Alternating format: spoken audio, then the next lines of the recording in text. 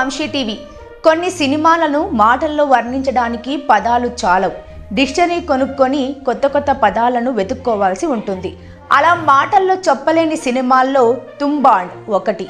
Mythological horror బ్యానర్లో వచ్చిన ఈ మూవీకి రాహి, అనిల్ బార్వే, ఆనంద్ గాంధీ సంయుక్తంగా దర్శకత్వం వహించారు. ఇక 2018లో చిన్న సినిమాగా విడుదలైన తుంబాడ్ బాక్సాఫీస్ దగ్గర సంచలనాలు సృష్టించింది. బాక్సాఫీస్ వద్ద హిట్ కొట్టడమే కాకుండా రివ్యూల పరంగానూ మెప్పు పొందింది. ఈ సినిమాకి వచ్చిన ఆదరణతో అన్ని భాషల ప్రేక్షకుల నుండి భారీ డిమాండ్ ఏర్పడింది. దాంతో మేకర్స్ పలు భాషల్లోకి డబ్ చేసి రిలీజ్ చేశారు. తెలుగుతో పాటు హిందీ, తమిళ్, మలయాళ భాషల్లో ఈ చిత్రాన్ని రిలీజ్ చేయగా ఇక రిలీజ్ అయిన ప్రతి భాషలో కలెక్షన్స్ పరంగా సరికొత్త రికార్డు సృష్టించింది. ఇక లాక్డౌన్ టైంలో ఓటీటీలో వచ్చే అక్కడ కూడా రేటింగ్స్ పరంగా మంచి రికార్డు నమోదు చేసింది ఈ సినిమా.